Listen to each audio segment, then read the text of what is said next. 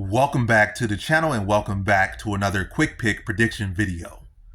In this video, I'll be predicting the welterweight bout between Santiago Ponzinibbio versus Muslim Salikhov. And how do I feel about this one right here is I'm going low confidence Santiago Ponzinibbio to beat Muslim Salikhov. So low confidence, no bet, no investment. I'm literally just staying off this fight, but I'm going to predict it. It's on the card, so I'll predict it. But I'm letting you know right now, I'm not invested at all in this fight. But low confidence Santiago Ponzinibbio to beat Muslim Salikhov. I think this is a very tough fight. You know, it's two guys in similar positions, two guys coming off knockout losses, two guys up there in age, but two styles and two different approaches.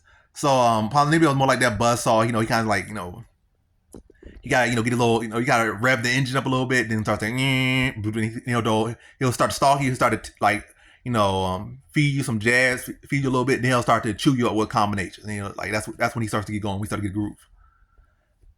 Salikhov on the side, he's a little bit awkward what he's doing, but he has a method to his madness. He's kind of typically looking for a big, trying to set up for something big. That's what he typically is. He's not the guy that's gonna guard a bunch of combinations, not a bunch of volume. It might make some kicks, like some range finders, and just try to set you up with some couple things. But typically he's looking for that, big finale. And both of them got bad chins at this point. I think Ponzinibbio never had a great chin. But now Muslim Salikhov's chin is starting to fade. Neither of the guys are particularly great grapplers. So it's like they're kind of similar in a lot of ways. There's two different approaches. Like Ponzinibbio more so volume, Salikhov a little bit more awkward, but he's looking for that big one shot typically, or those big two shots. He's not really looking for to just start to throw a bunch of shots like this. He's not a chainsaw. He's more of a hammer or more of a mallet. Ponzinibbio is more of a chainsaw.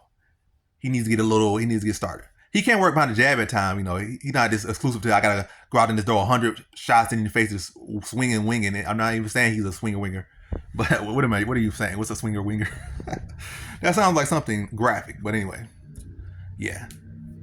But for me, just to sum it up, I feel like, yeah, it's tough. It's very tough. But I feel, what I will link to Ponzinibbio, I feel like he has more experience at this high level. And he did climb the ladder higher than Salikhov. And also, I feel he has the ability to stick and move more than Salikhov. And I feel like in a tight matchup, this could come down to value. This could come down to work rate. And it also does come down to experience at this level. And I feel those things do lean towards Ponzinibbio. And I feel he can work behind the jab. And with experience, he can see what Salikhov is trying to set up. Because again, Salikhov oftentimes is looking for the big shots more so than the setups. His setups are really a lot of them not even shots themselves, it's his movement to set up the big shot to put you out. And I feel Ponzinibbio can now work him. See, this is a back and forth fight. I'm going to say like a third round TKO for Ponzinibbio. This accumulation of strikes. And I think once he starts to get going, start working on the jab, you fill out Salikhov. Maybe catch Salikhov trying to set him up. Then he counters Salikhov in his motion, counters Salikhov.